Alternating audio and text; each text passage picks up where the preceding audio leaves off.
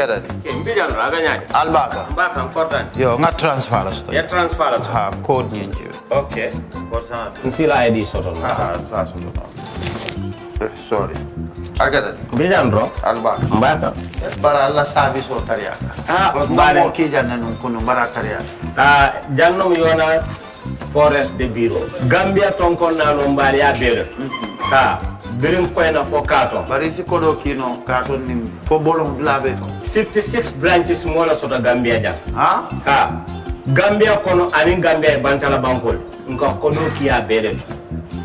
Kodo sifa fo falindiro fo nyaadi lafta memmen na kodi to poto nin kodi maraw. Jannom number 1 ti nyonta.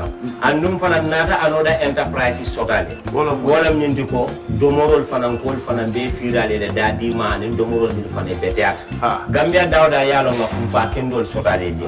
Wo moyo diat ha. Apelenta baraka. Ni ma lafta nyelen kendol e bina. Yalo bukani la ko la baraka ba. Yalo ndel chosano lo. Baraka.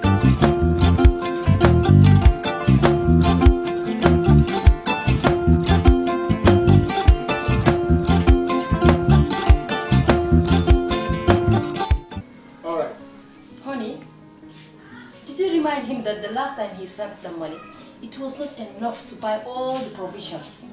Oh, sorry, I forgot to tell him.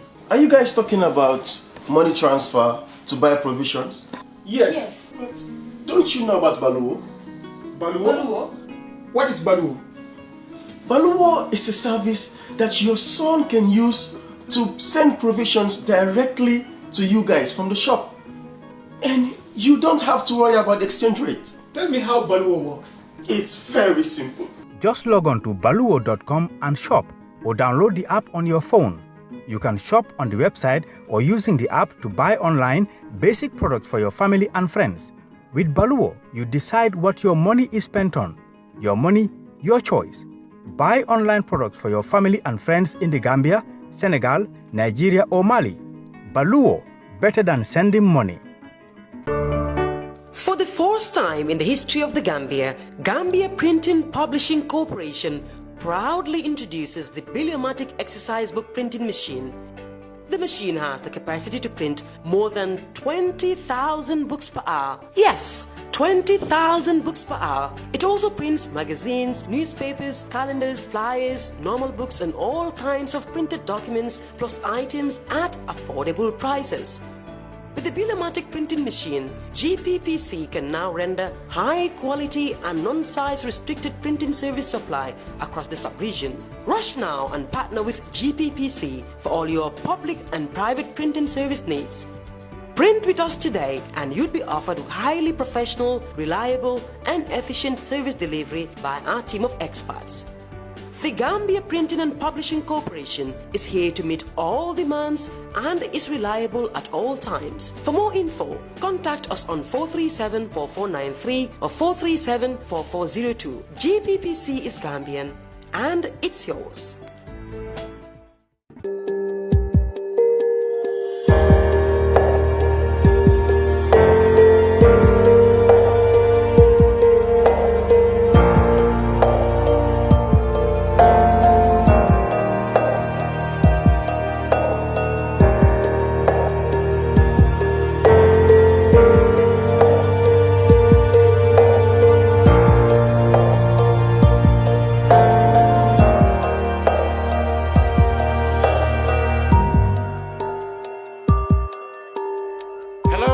Welcome to the brunch on Kerr Fatou live. I'm Lamin Cham, and this is our weekly current affairs program that comes your way every Saturday.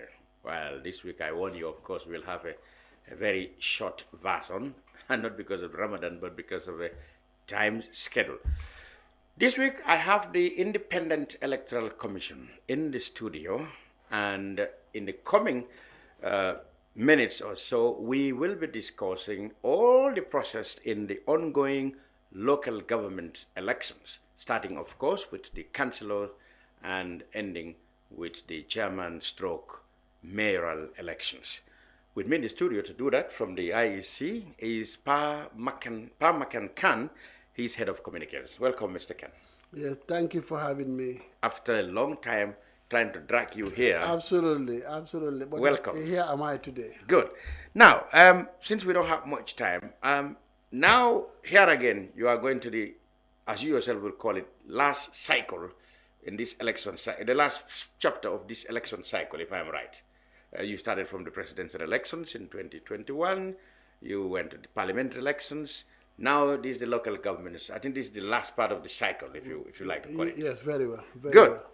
Well. But it's of course not the least in terms of logistics and in terms of expectations and in terms of all kind of things that you encounter. Because in fact, it's apart from the presidential election, it's not the largest. It is, of course, the largest. It's the largest. It is 2 in 1 here. All right. We're talking about. Okay, over the last couple of days, you have been having nominations of councillors. There are, we are told, 120 wards that are up for grabs, and some 369 or 89? 67 people have vying in to be councillors in all these wards, respectively. So let me go straight there and begin by asking you now. Okay, I've already talked to the total. Take us through there. Where do these men come from, these men and women come from? Yes, very well. Thank you very much. Just to remind Gambians that both in the Gambia and, of course, in the diaspora, that local government elections are going to be conducted on the 15th of April, 2023. Yeah. Of course, which, as Mr. Cham rightly said, these are in 2 chapters, I would say. We would first be having the councillorship elections, which will be on the 15th of April, and soon after that, then we'll have the other part of it, which is the mayoral or the chairperson election, which would be almost a month after that. Yes, of the on the councillors. 20th May. On the 20th of May. So it's important that Gambians are fully aware of this, that these are very important elections, and that they come out in their numbers to choose their representatives for the various councils. And then when it comes to the nomination process, which have just concluded, the total of 367 candidates were duly nominated. Of course, there was only 1 rejection. For failure to meet all the requirements.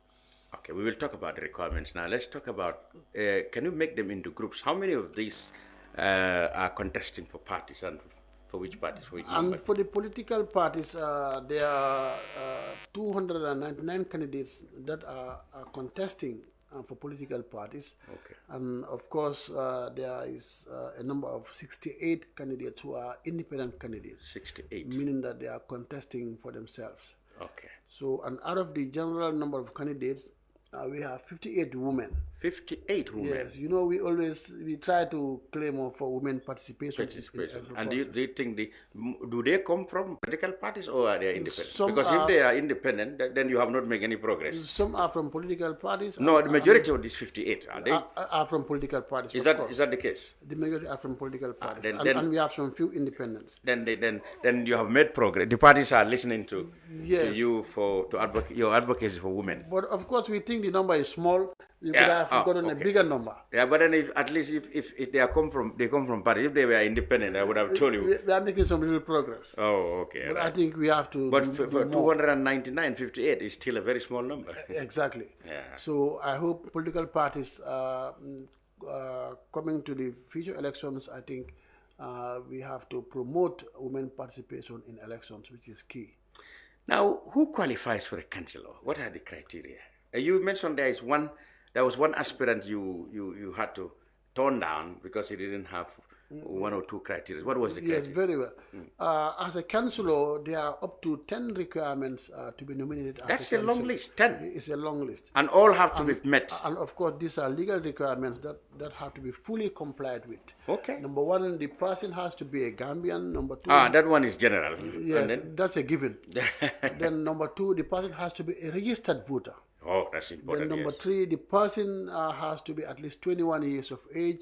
Oh, it has to be 21. 21 years of age. Not 18. 21 years of age. But why? Because so, of course, when you say somebody can get a voter's card by 18, but he cannot contest. Very well. What is the reason? That's the law for now, and we take it as it is. Okay. Even though some people make an argument that as long as you are a voter, you can be able you can be voted for. But maybe ideally we shouldn't have an 18-year-old councillor or 18-year-old president. That's right. But as per the law, the law says even for the presidency, you must be a certain age. Exactly. Yeah. By 18, you can vote, but you cannot be voted for. You cannot be voted. That needs to be looked into. Very well, very well. Especially for the councils. Exactly. Until you reach the age of 21. 21. Okay. For the councillors. So being a Gambian citizen, holder of a voter's card, and age 21. 21. Yeah. Of course, also you have to be at least somebody who speaks the English language. Oh, you have to have some an understanding competency of English language, even though we don't conduct TOEFL. How do you determine that? Or we don't do a test. So how do you determine that? I think certificates. It's a basic process. If you come to nominate and then you communicate in English, it means you can speak the English language. But if I cannot speak English, I can speak very good Sharia. I'm disqualified. Very well. That's it. That's the law. Is that not a colonial law that people have to? Or what do you think is the rationale behind the lawmakers in insisting that you must understand English? Yes. We see Gambia, the official language is English. Yeah, every business. So I think English. That's why maybe it's expected as a representative of the people. So for that they don't put any criteria, any threshold just to be able to understand. There is no threshold. Okay. So having a basic understanding of English language does it. But like you said, that would be very difficult criteria to check. I dare say you've never disqualified anybody based on that. Not at all.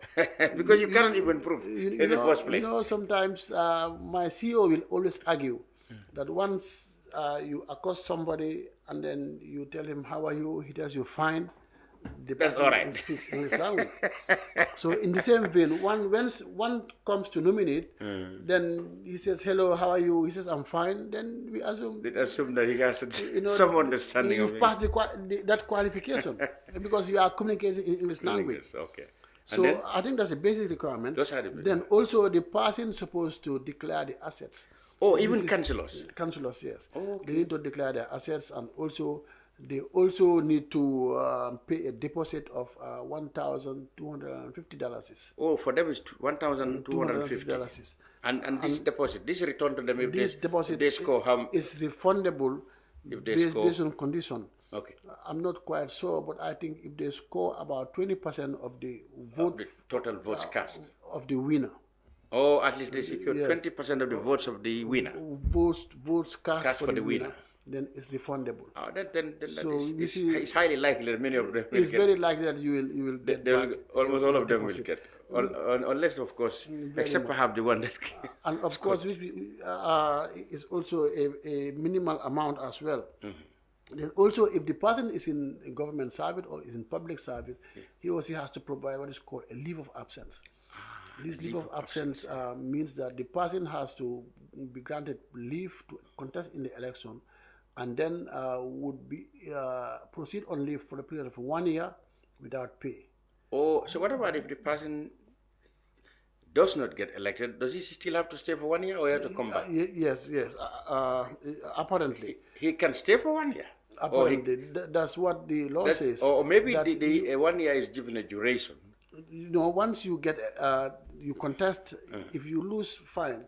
But if you if you win, it's fine. Yeah. But if you lose, it means you have to be out of work for a period of 1 year. My goodness, is that not too harsh? Yeah, I think it's too harsh. Huh? Nah. So I think this is where sometimes people argue that there is need for reform of the process. Definitely. Because if you have to take 1 year, does this apply to everybody? Everybody.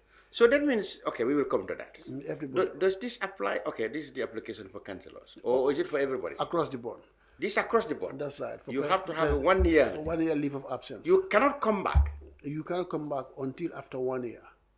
The implications I'm coming straight away is the chairmanship election. You have a cabinet minister who want to contest for mayor.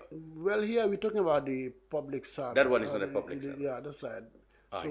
That's right. So we have these two. Yeah, public. You can be in the civil service, and then you have these public servants who are not part of the civil service. But this one pertains to civil service. That's right. I see. Okay, then of course no implications there. But then yes, once you meet all these criteria, then of course you are duly You are nominated. duly, and one important one, that is you have to have a number of supports from within your ward. These are the people who nominate. Attestates, Yeah, like who what you sign to, who nominate you. Okay. How many for the Then councillors? they do this by signing a form that you present to them. So within the ward, you need to have at least 75 people from within your Within your ward. ward. 75 signatories. Who will support voters. Okay. Who would support your nomination. It doesn't have to be different from the list of, say, for example, your opponents, or it's anybody can nominate. No, any one person has to nominate only one person. Only one person. So this is in fact where the IEC goes further to do check. the verification. Yeah, I remember. Making sure that one person signs for one person. Because it's one man, one vote. I see. Or one woman, one vote. Yeah, but the issue, of course, is that if there are too many candidates, too many, how can you think you will have enough voters? I mean, different voters for each of the candidates. It's going to be. Yes, very. I think it's another area that should be looked into. But the amount here is also minimal. 75 voters from within the I ward. understand, but for example, if there are 10 or so candidates, so guess in a place like Serakunda or Barthes Ward with thousands of voters, so getting 75, I don't think that shouldn't be much. Yeah, that shouldn't be a challenge. But what I'm saying is, maybe those are some of the areas that they will look into. Now let's go on to. You said 368. 68 have been nominated. No, 365. 365 have been nominated. Yes. Now let's go at this stage. Now, what is happening and fast the local the area council election is concerned? Very well. Currently, from the 31st of March Which yesterday to the 13th of April, this is declared as the official campaign period.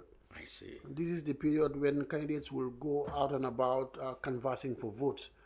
So this is also a very important part of the process in which candidates are given the permission to campaign within their ward.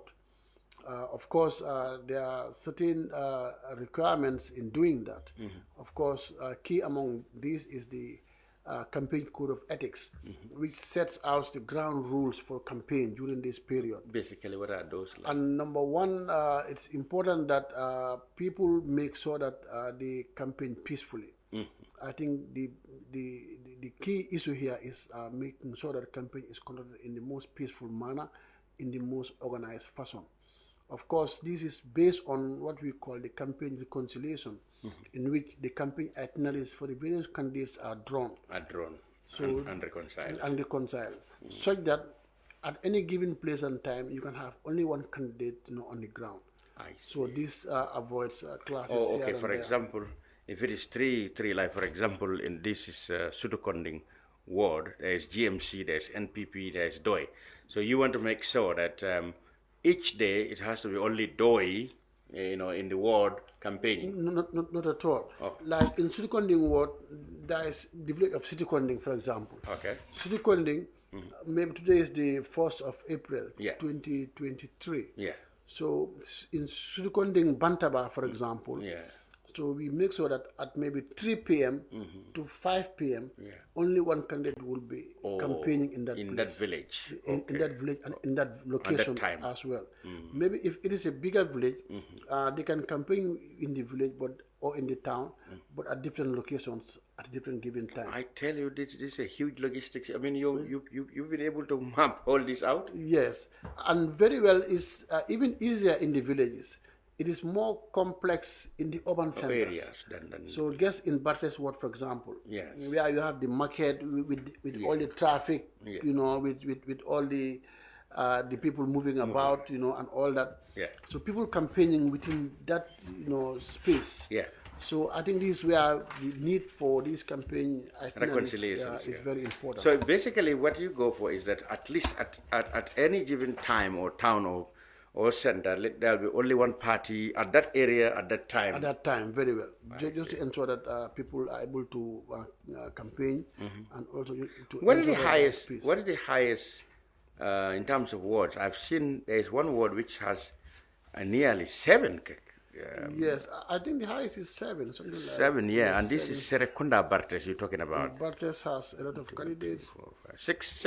And I think there's one with 8. Is it Jabang or somewhere? I'm not sure. Good. So, and when you reconcile in the country, you do it just the same way. You ensure Yes, that. that's right. You take the number of candidates, for example, if it is 8 of them Yeah. within the ward, then they will each bring in their itineraries. Then reconcile whether there's a class here and there. Yeah. And if there's a class, then the candidates themselves, they will agree within themselves, yes, how best to iron it out. But sometimes, if there is no agreement, then this is where the IEC would come in, you know, to give advice and direction on that issue. Security, does the IEC have any inputs in the security? Police is also involved in this process. And they are under you during this time? Police, during the electoral period, or during not in the elections, campaign period? Not during elections, I would say, the police are under the command of the IEC. These are police officers deployed to the IEC. Yeah, but do they cover the campaign? They do cover the campaign. Okay. The campaign. Of course, police normally, we will always partner with them during this period, making sure that, you know, they are there to ensure law and order. So they help in that aspect, making sure that candidates, you know, would campaign peacefully, and then there's no violence during the process. I learned also over the years that you do have supervision over campaign broadcasts. How did it go this time around? Very well. This comes under the media rules. And of course, as part of the media rules, these rules ensure to provide sanity during the campaign process, making sure that media houses do not broadcast messages that would cause confusion or that would engender hatred or violence within the communities. That applies to all media. So this applies to all media houses, both public and private. Yeah. Of course, they also have their responsibilities as media houses. Yeah. And also when it comes to elections as well, there are certain rules that guide their conduct, especially in the use of the media by political parties or candidates. For example, ensuring that there is equal airtime to all the candidates. That is on the national broadcast. That's on the national media. Okay. The GRTS in this case. How are you going to go with 120 candidates this time around? Are they all going to have airtime? All the 367 candidates would be given equal airtime. This is part of their political broadcast on GRTS. That's a huge amount of work. That's a huge work here, but GRTS, I'm sure they will know how to go about it. So all 367 will have equal time broadcast? They will each have 5 minutes airtime of political broadcast. Only once? Only once, because there are so many candidates. So how do they go about, like, for example, those who are contesting in the regions, for example, how do the GRTS, or do they have regional team there? Yes. What happens is that GRTS would work out their logistics and see how best to record each of these candidates. For example, these candidates may converge in the regional offices of the IEC.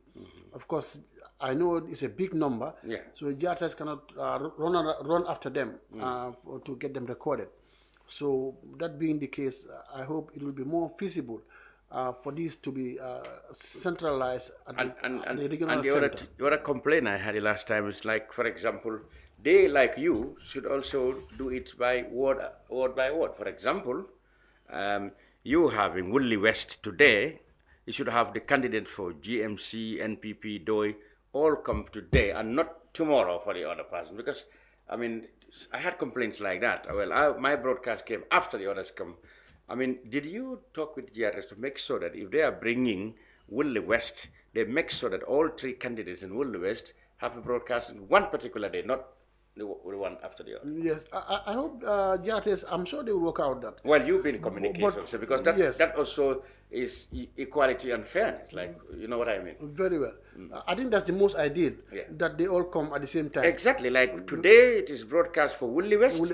They make sure that before they broadcast, before anybody comes on air for Woodley West, all 3, you know, are recorded and they come the same day at the same time. Very well. That would be most ideal. Yeah. But also, I know sometimes they may have logistics issues. Yeah. Because if you record one candidate and then the other didn't come on time, you know, or well, I mean, so people here comes to your job. I guess you need to work out with the candidates when they have been, or their representatives, you know, when they have been nominated. You said, well, you will have to go to your region to record it and make sure you are going there the day GRTS said you go. So that it makes the GRTS work easier and make it even more fair that everybody, you know, in the ward is recorded. All the candidates in the ward are recorded and air at the same time. That is much better than you bring Alaji Kijera of KMC, of GMC today, and then you bring Lalo Naso of NPP the next day. Very well. For Sutukotni, for example. Very well. I think that's a good contribution. Yeah. So I know we'll engage GRTS to make sure that they record them together as per ward. Yeah. But even word though by word. I know they have their own challenges also, so we'll put it together. Yeah, that will be much orderly. They have 120 words, so if they can, I mean, they have 15 days. If they record fast enough, they will be able to. In a day, they can do, you know, even 10 words.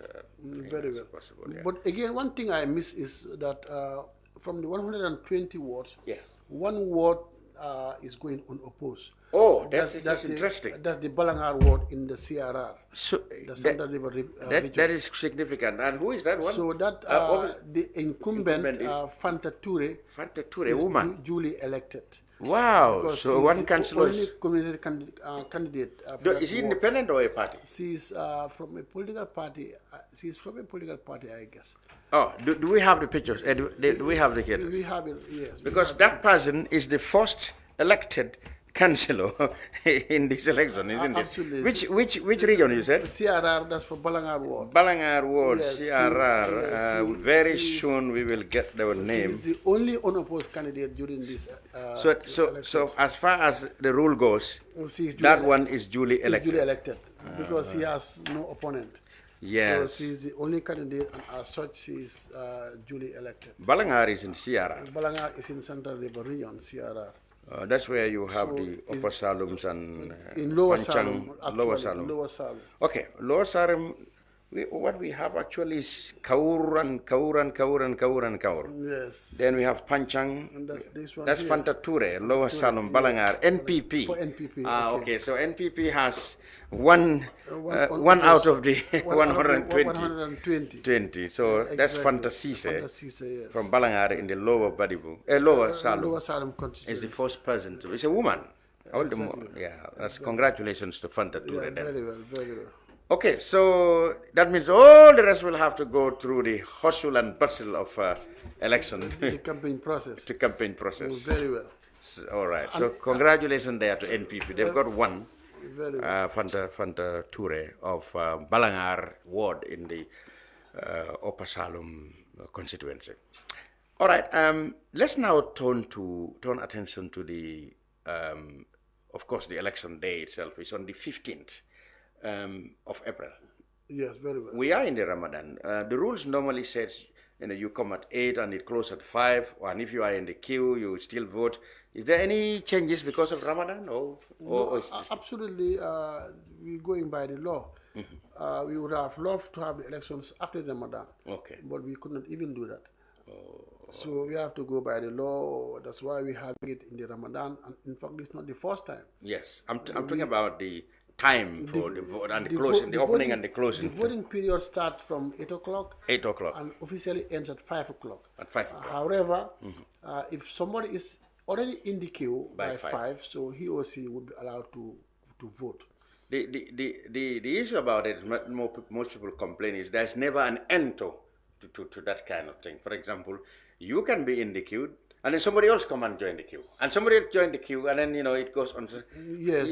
Sometimes there's endlessly. Isn't there? Don't you have authority to have a cut? There is a cut period. But hardly have we seen that, because this issue of whoever is in the queue should be allowed to vote is sometimes abused. Can you imagine the last presidential election? People voted up to nearly 11 o'clock in the night. That was a big issue. But of course, isn't there a deadline, that cutoff? Absolutely, there is a cutoff period. Once somebody comes by 5 o'clock, the policeman would normally be at behind the last person in the queue. Yeah, by 5 o'clock. Yes. Dot. Yeah. Making sure that anybody who comes after 5 will not be allowed. Does not vote, but it didn't happen in the last election. That's the norm. It should be like a bank, for example. If you are inside well, and it is 4 o'clock, you can still transact. But Very if well. you come, it is closed. It is closed. But very well. hardly that is the case in elections. And I don't know how do you go about it? But that's the case. That's the case usually, that people who are in before 5, they are allowed to vote, and those who come after 5 would have to be turned away. Yeah, but in the last They presidential came late. elections, the closing time was 5 o'clock. People voted 11 o'clock. Well, those people couldn't be. There's not that much people in the queue from 5 to 11. No, very well. They came late. No, those people were already in the queue by 5 o'clock. People were arriving. I'm telling you where I went to. They were still arriving in the night. And of course, I know there are issues with that place in terms of security and in terms of queue management. Exactly. So, but we learned, and this was not repeated in the parliamentary election. So now we understand that at 5 o'clock, if you are in the queue, you'll be allowed to vote. But if you come after, even a minute after, you won't shouldn't be be allowed to vote. I think that should be clear to people. That's right. Okay. So all right. we're going by that. People have to be in the queue before 5 Before o'clock, 5 o'clock. to be allowed to vote. Good. And even coming 1 minute past After 5 o'clock, you should not be allowed to you should not vote. be allowed to vote. Okay. Now, how do we get the results again? Because people have suggested, and this one is particularly very apt in this case. You have 120 results to declare. I mean, this might take you 24. Well, the presidential election took you 1 day. This might take longer, of course, because it's 120 words. People have suggested, why don't you announce these results at regional level or constituency level? Now, when you went to Britain, for example, during elections, they will declare them constituency by constituency. For example, your returning officer for Sanementering constituency will stand in Brufut or in Sukuta after having all the results and said, okay, for Sanementering, I'm returning officer so-and-so, these are the results. I mean, it's much easier. Yes, very well. Very easily That coordinated. can be done.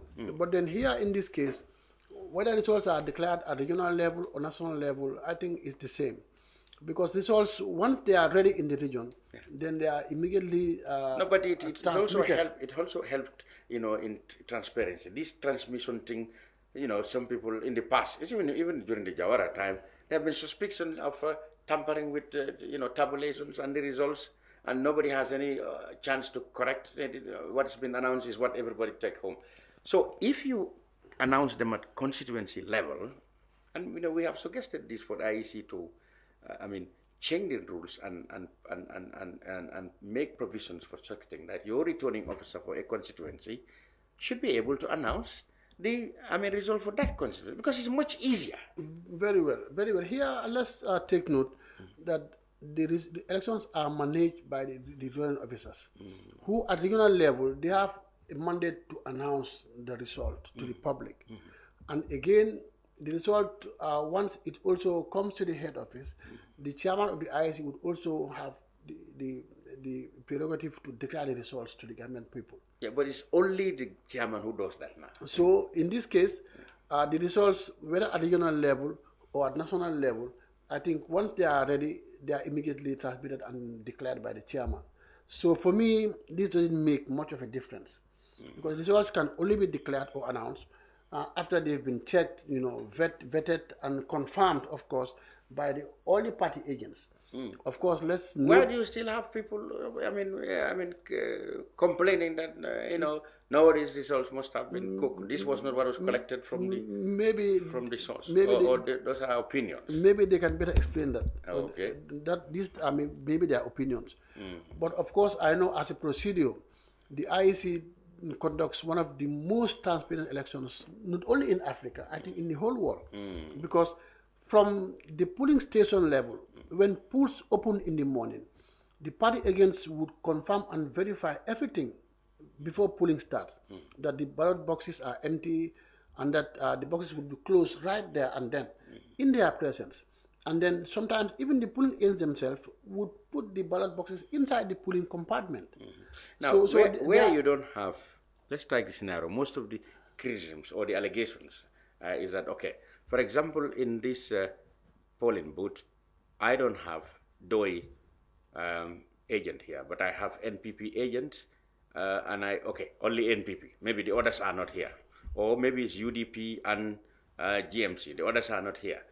Now, They said these are the kind of situations where the IEC official there is open to manipulation, stuff like that.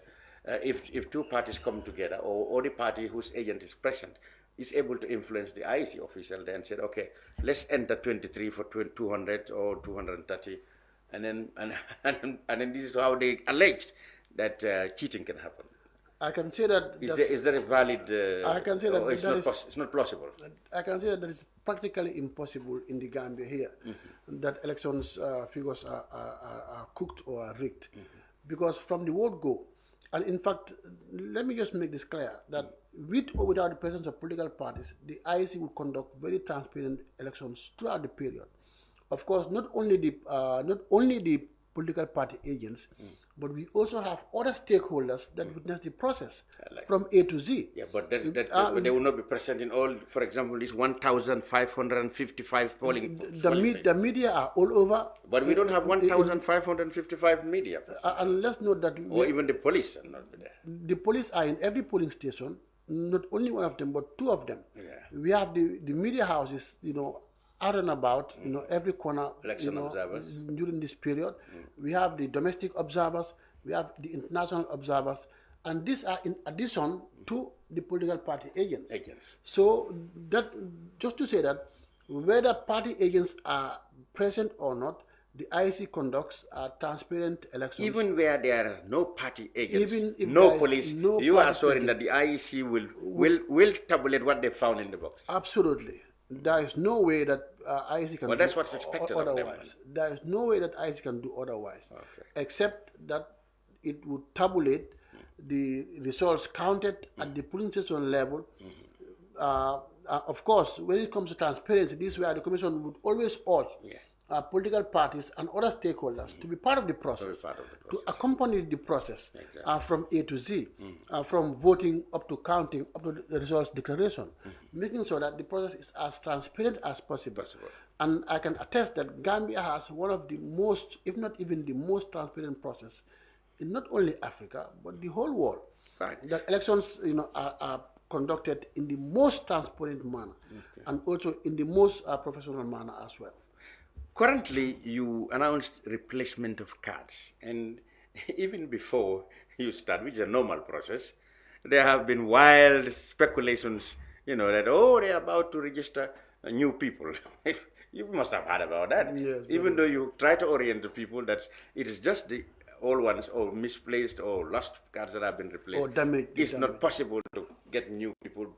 So at this stage, what is the process like? Like I went process myself. I think I can attest to that. I lost my wallet with my voter's card. This is a good one. So I walk in there and it's very fast. Yes. And I just check my name. Obviously, I know a lot of people recognize me. They don't take much. So they just say, which address? Where did you register? I say, Bruford. And kak. It was flexed. That's right. So this is what happened. It is not that one is been newly registered. It is a card that has already been registered, but got missing also. So take us through the process. I was in Carniving, and what I like it about is that everything is computerized. I for example registered in Bruford, but I was issued with this replacement in Carniving. The system is all synchronized. Yes, very well. Yeah. So it's important that Gambians are aware that the replacement process is ongoing. It started from the 31st of March. Yeah. And it will last till the 7th of April. Yeah. So the Commission decided to open up a small window for Gambians or for voters who have lost their card. Yeah. Of course, here we're talking about the valid voters card. Yes. If we mean with valid people who here, are already registered. people who are already Like registered. I was registered already in 2021. 2021, exactly. And I lost it. Very well. Yeah. So people who are registered in 2021, this is from May to July 2021. So those people bearing those voters cards, so it's not natural that somebody may lose the card along the way, like Mr. Cham did. Yes, or sometimes I am notorious for losing things. Okay. So sometimes it happens that it is damaged, or sometimes, of course, we had some of these fire outbreaks in some communities, and even the floods. Yeah. For example, that of the last year floods. Yeah. So people it is possible for people to lose their So you cards. open a window for So them. this is a window. So not to disenfranchise them, so that they can have the opportunity to regain their card. Of course, this only applied to those people who are already registered in 2021. So it is absurd to hear that IEC is issuing new ones. This happens Tell not us, in IEC. tell us why it is not possible, because I take it that all the stakeholders have got the register with them. Very well. So they will definitely be aware if there's additional. Absolutely, absolutely.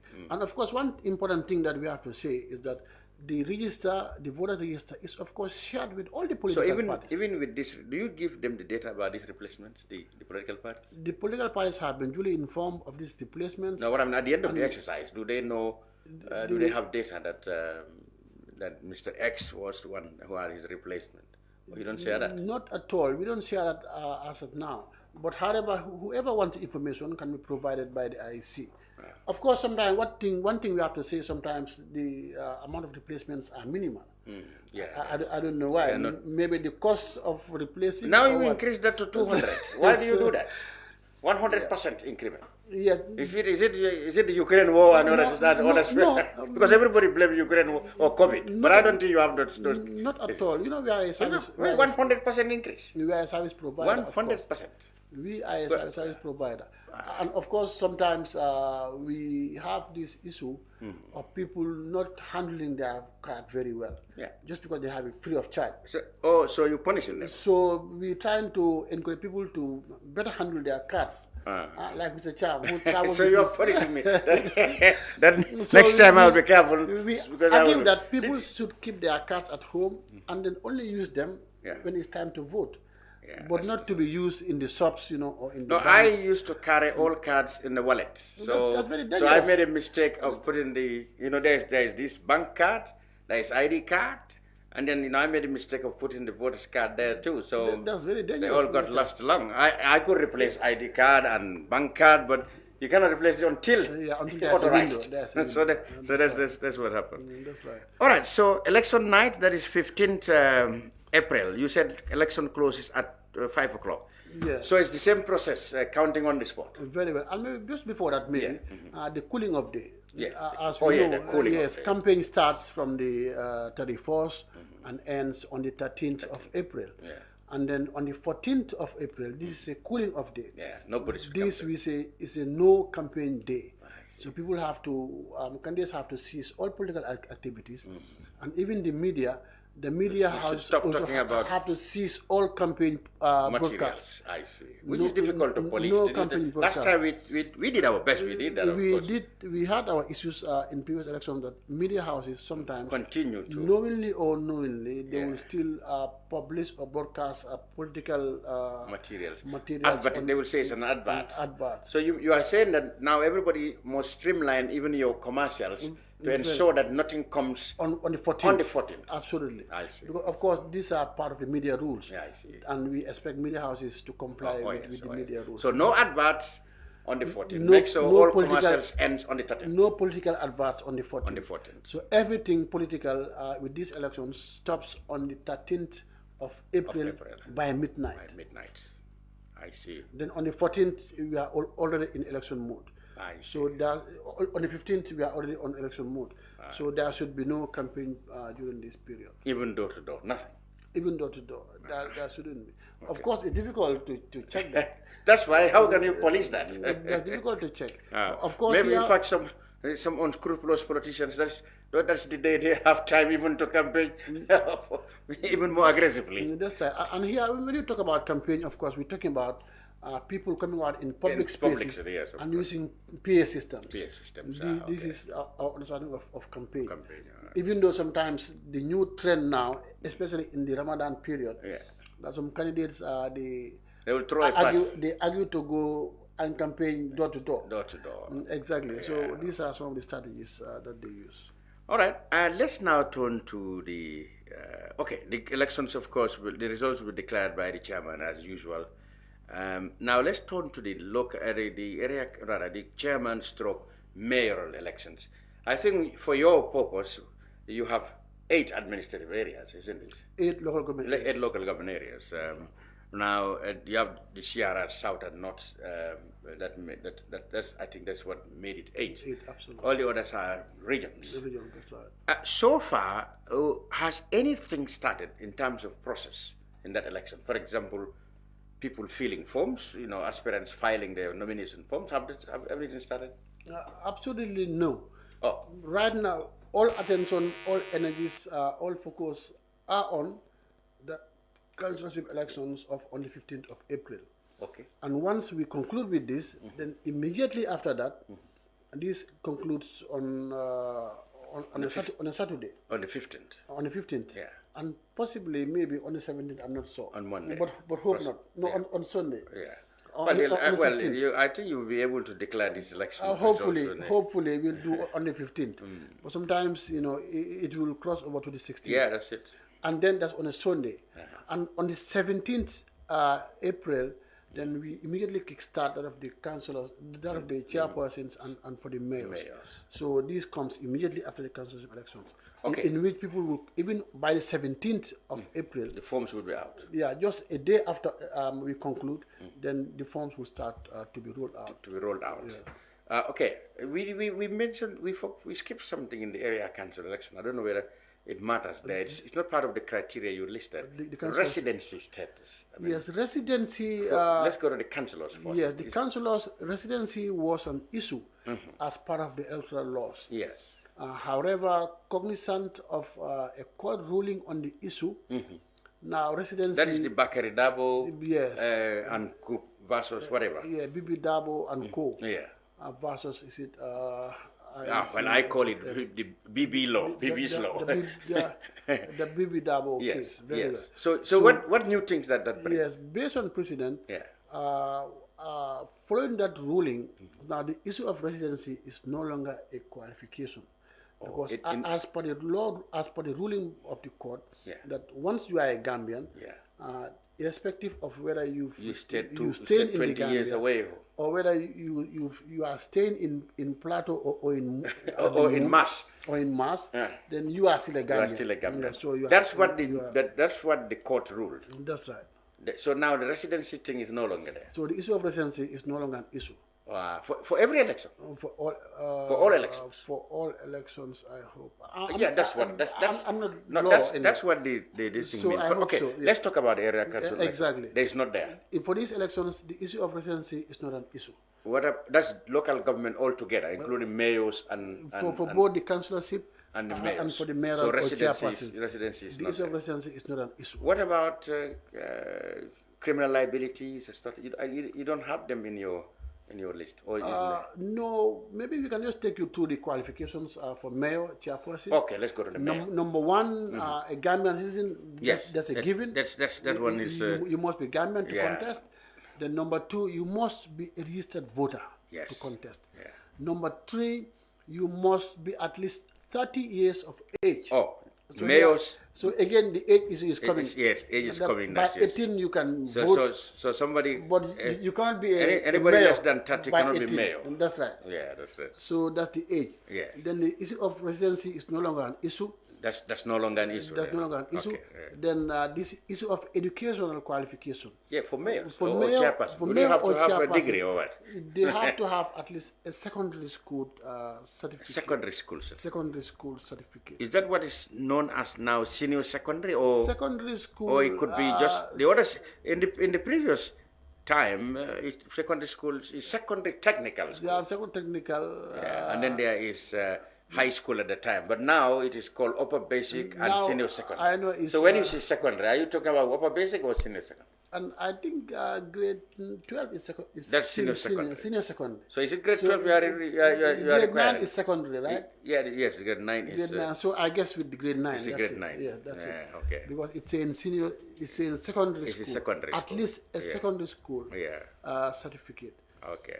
Then also we have the asset declaration that you have to declare assets before a JP. Yes. Then also you have to provide what it called a tax clearance certificate. Oh, tax clearance. Yes, to indicate that you have. The area councillors don't have to do that. Both have to. Oh, both have to do that. We missed that one. Tax clearance. Tax clearance. That they have been paying their taxes. Yes, this comes from. If they were civil servants, is it Is it the how to call it, the thing that's been deducted from pay, their salaries? the pay The pay as you earn. Yes. Okay. Very well. No, not as such, because this is administered by the GRA. Oh, of course, GRA would know whether you are paying your tax, or not. Yeah, so, for somebody who once- doesn't have a business or doesn't own any taxable asset and is a civil servant, it has to be GRA, vouching for that your taxable. Everybody has to go through GRA. Okay. Whether you are in public or whether you are in okay. private, All the right. private sector. Okay. As long as you are a taxpayer or you are eligible to pay tax, Taxes. yeah, you have to go through GRA. Then they will declare your tax liabilities, whether you have none Okay, or that's whatever. one. That's another. And Any other one? Then also you have to pay a deposit of $2,500. Oh, for the mayors. For the mayors. 2,500. 500. And again, Of course, this is refundable based on certain conditions. like you Yes, said, you like, must have 25% of the event. There are some percent. Is it 40% or so? Oh, sure. Yes, I'm not quite sure. Sure about that. But it is refundable. It's refundable. Yeah, based on a percentage that Yeah, you if have. you score a certain percentage of, Yes, of the votes vote for of the the winner. eventual winner. Absolutely. Okay. Then also you have to have supports from the here we're talking about local government area. Signatories. How many? Here we're talking about 150 supports. 150. These are signatories in a region, who yeah. would back your nomination. Yeah, that's right. So this would be within the region Okay. or within the local government area. Area. For purpose of local government, Yeah. we call it local government area. Areas, yes. Because here regions may differ.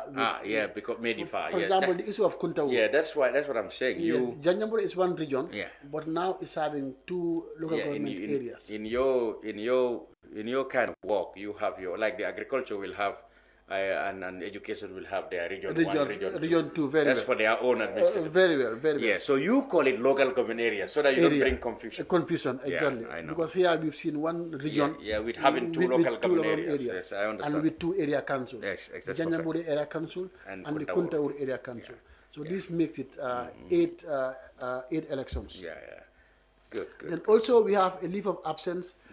Again, if you are an employee of in the public service. So of course here again is coming up. The It's leave coming of, up leave of again. absence. Yes. That you have to be given leave of 1 year without pay. But the trouble with that, like I contest. said, is if you don't succeed, If you don't you win, still stay without salary. You have to stay for the next 1 year without salary. Yeah? That's interesting. So it's undemocratic because it's going to scare people from venturing into politics. Very well. But I think it's too harsh. It's too high. Yes, but it's for too now, strict. that's the law. That's the law. Yeah. Unless we decide to change it during the electoral reforms. Yeah, you will have to. Yes. It will come. What about criminal liabilities? Like somebody must not be a convict or must not be barred by some commission or something like that. There's no such. Yes, these are maybe further considerations. Okay. But basically, these are the requirements, yes, that we look at as a councillor or as a mayor chairperson. Okay. Because last time in the parliamentary elections, one aspirant was banned because he was adversely mentioned by a commission of inquiry. Very well. Do you have that in the? Yeah, these are part of the Local Government Act. Of course, those requirements are also part of the Constitution Act. So these will also apply. They will apply. They will also apply. So I would say these are further qualifications to contest as mayor. But since you don't have it in your criteria, how competent are you then to enforce the ones that you don't This have? is just a summary that we are doing, that at least we need these basic things to be nominated. Notwithstanding, we may also have further considerations. If By need the be. Constitution? By the Constitution or even by the Elections Act. Okay. Because people really believe that if this is your criteria listed here, what business do you have with the other business to implement? This is the Local Government Act. Let's take note that here we're talking about the electoral laws. Yes, okay. Not only one law. Okay. These are different laws. Different laws. Yes, Okay. some may be from the Constitution, some may be from the Elections local Act, Election Act. and some may be from the Local Government Act. But in totality, all of these laws will be applied as part of the process. Where do you tell this to the aspirants, on the point of nomination, at the point of nomination, or so that people who might, like for example, if I know I've been advanced elimination, I don't even come forward. Because it's embarrassing for me to come without knowing, without being told that I probably not qualify. So if you have the rule, what's stopping you from publishing now? People know it. But of course, if you said other ones can be applied, yes, one would have assumed that you would let us know now. Of course, we always say, or the legal guys will always say, ignorance of the law is no excuse. Yeah, but I need to be told. As a Gambian, you already told me. Why are you hiding that one then? If you know it can apply, why don't you include it here so that we know in the first place that people who are mentioned by some committee or something cannot. We aren't hiding anything. For the purpose of voter education, we just decided to make a brief qualification that people have to look out for to be nominated. Notwithstanding, the law is the law. And why don't you tell us in the first place along with this, so that everybody knows before I carry my files, not knowing that I would be disqualified. If I would definitely know that I have been through some commission. If I know that the IEC told me that I might not be eligible, I will not even try. The IEC don't have to tell you. I think as a candidate, you have to be fully aware of your responsibilities and of course of your condition. That if you know, like, you are bad from contesting, I think why? Okay, I need to be told in the first place by some authority. Maybe if you seek advice, you definitely. But notwithstanding, I think it's also the person's responsibility as a contestant or as a candidate, to find out whether he or she is qualified. Well, I have found out. I have come to you. In the first place. I have come to you. I found in your list everything except that. Very well. But not only that, and in fact, not only that, there are other provisions as well. For example, people who have been convicted of electoral fraud, they are also barred from contesting for a period of 10 years. So you also have people who are adversely mentioned in the commission, people who are serving a prison sentence, and all that. And of course, you also have these are the qualifications. Let's tell you. And we also have the disqualifications. Yes, that's right. So for now here, we're focusing on the qualifications. Yes. Notwithstanding, we also have the disqualifications. And in the disqualifications, this is where you have people who are adversely mentioned, people serving a prison sentence, even people working in the judiciary. They are not capable, they are not qualified to contest. So all these come under the disqualifications. So here... We will have to wait until they turn up to find out the disqualification. But or they need to they don't need to be told in advance. There is nothing stopping anybody from grabbing a copy of the Elections Act or the Local Government Act from anywhere. That's interesting. To know. So for us here, for the purpose of voter education, we are just concerned, or we focusing on the qualifications, not as a summary. And notwithstanding, we also have disqualifications. Maybe next time round, we'll also add disqualifications as a summary. As a summary. Yes. So let's talk about something that has been exercising the people's mind, and your office have been campaigning, advocating for paper ballot. I mean, the argument you almost always bring is that these kind of elections, that some Gambians are so conservative in keeping it, so passionate in keeping it.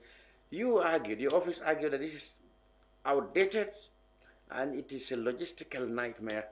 For example, you have 367 candidates and each of them have to get a ballot box at 1,555 polling booths. Do the maths. That's how many ballot boxes? Yes, that's a lot. Actually, how many ballot boxes? That's a lot, actually. But for now, I think we want to focus our attention. I did that already. Yes. I have 134. Yeah, it's a lot, actually. 368 ballot boxes. It's a lot. But 134,000 ballot boxes. Yes. I mean, so it's all the more reason you people are advocating that we need to go to paper ballot. Very well. I know the Commission's direction right now is to go to paper ballot because of the challenges that we are having using the marble and the ballot drum. Well, where's the resistance coming from? But however, for me, this may be another forum. But for now, we want to put all our energies on the conduct of the local government. And but that's what I'm telling you. You need to make 134,000 drums. That's what I'm saying. Absolutely, we have all that in stock. So for now, this is no problem because we have all of that in stock. But I'm sure subsequently after the elections, we can seek a better forum, to discuss the issue of course, shifting to paper ballot. But of course, this needs legal backing as well. Well, you've already made it clear. You always made it clear that this is the way forward. To Parliament and all that, the National Assembly and all that. Now, you are conducting some trainings we had these days for your election officials. What is going exactly on? Yes, that's very important. Currently, we are on the training of trainers. That is, we are training our assistant returning officers that's at a higher level. And of course, once this is done, they will also go at regional level to train the rest of the polling staff. Actually, we have about 150 to 160 assistant returning officers who we are training currently.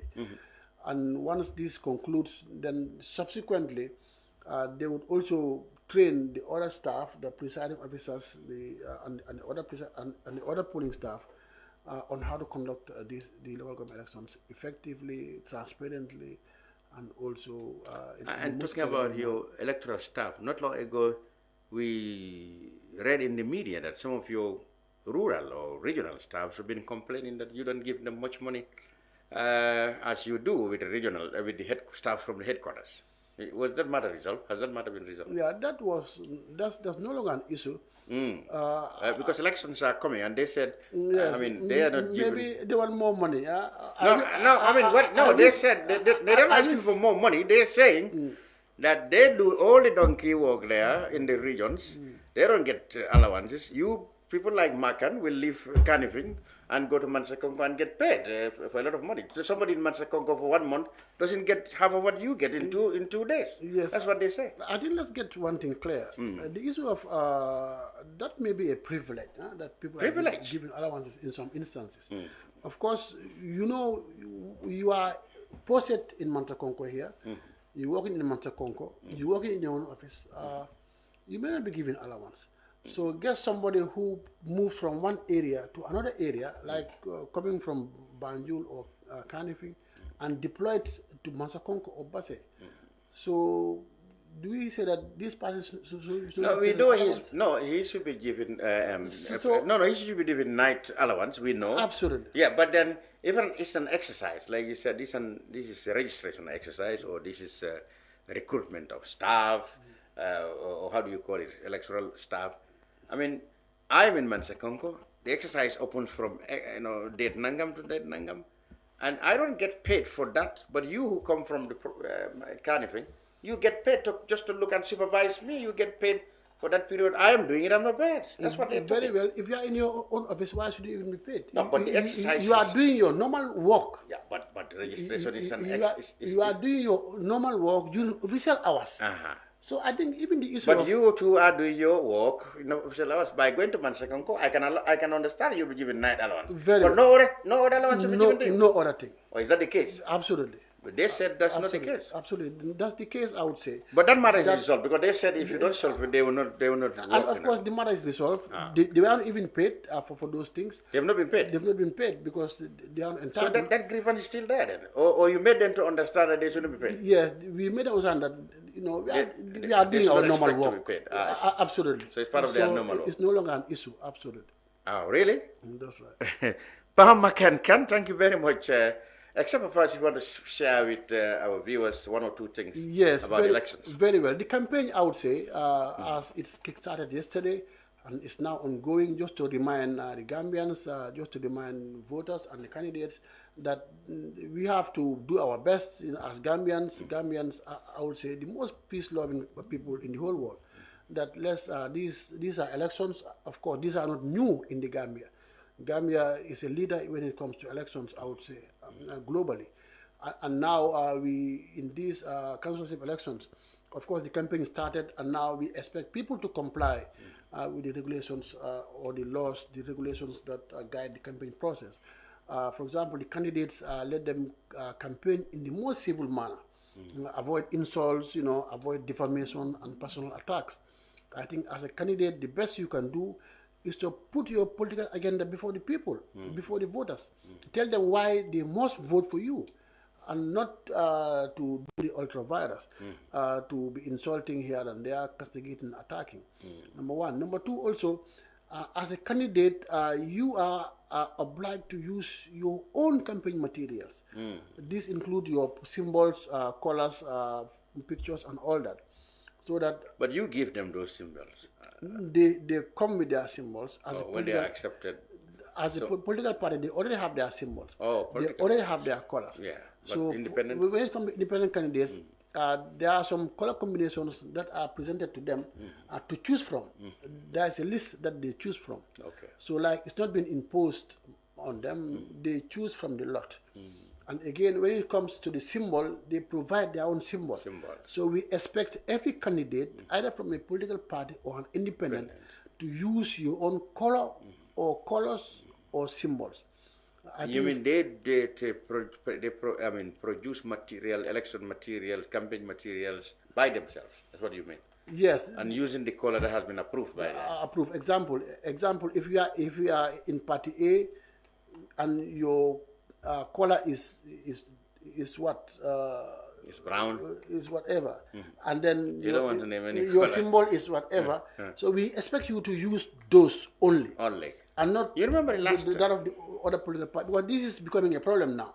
The problem most people have, you wonder, is that you don't often take any action when cases of violations have been reported to you by one candidate against the other. For example, in Sanjal, in Sabak Sanjal constituency in the parliamentary elections, one candidate, complained to you that there was a candidate who actually is not even campaigning for himself, he's campaigning with the material of another political party.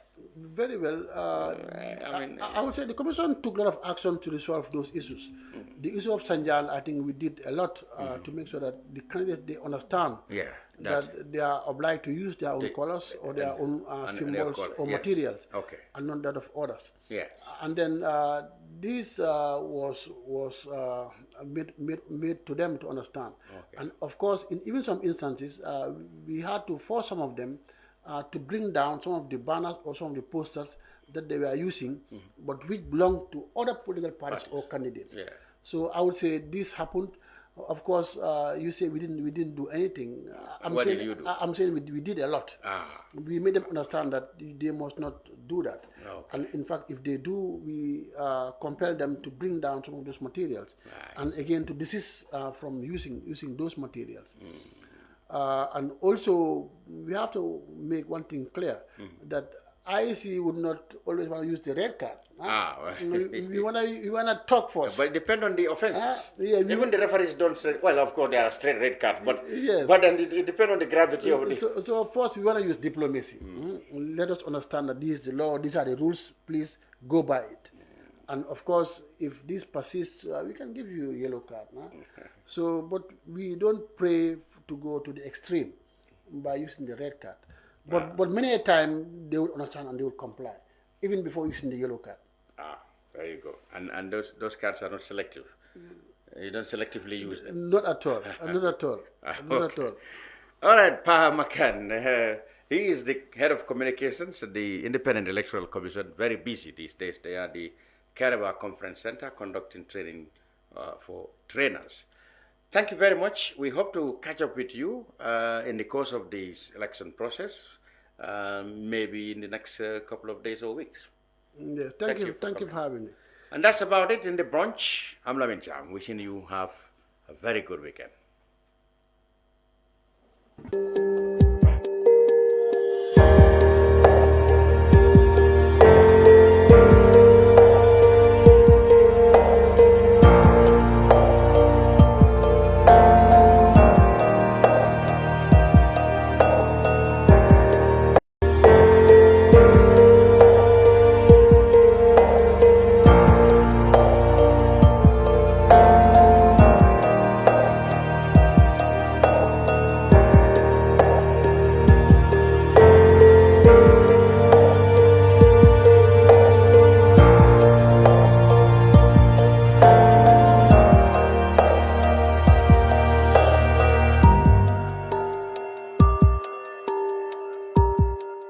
We live in a day and age where technology is creating a world without borders, filled with unlimited potential to improve the lives of the people around us. Innovarex Global Health ushers in a new way of leveling the playing field with increased access to quality healthcare services delivered at your doorstep. Our qualified professionals are equipped with state-of-the-art point-of-care testing technology to conduct tests such as kidney function, liver function, electrolyte tests, body composition, hemoglobin, A1C, and many more services with the highest efficiency in delivering results. The addition to our flagship Wellness on Wheels, more fondly known as WOW Delivery Service, brings the entire clinical experience full circle. IGH has remained committed to creating the future of healthcare delivery. Gone are the days of sending loved ones outside the country for basic medical services. Innovarex Global Health offers a new peace of mind and takes pride in delivering the quality of care we all deserve. Islamic microfinance is becoming an increasingly popular mechanism for poverty alleviation, especially for developing countries around the world. This microfinance service adheres to the principles of Islam as a form of social responsibility. Yona Islamic Microfinance is the Islamic microfinance of choice in the Gambia, trustworthy and reliable. At Yona Islamic Microfinance, we provide savings products, current accounts, financing products in conformity with Islam. In addition, Yona Islamic Microfinance also offers local and international remittances, takaful fund, management of zakat, management of awqaf, trading and investment, and building of strategic partnerships to bring financial services to the doorstep of the poor with donor projects, madrasas, youth organizations, women groups, and farmer organizations. Make a choice with Yona Islamic Microfinance today. For more information on Yona Islamic Microfinance, call 377-2151 or 9832-151 or visit Yona head office at Tipa Garage, Bakote, or visit any Yona branch located countrywide near you.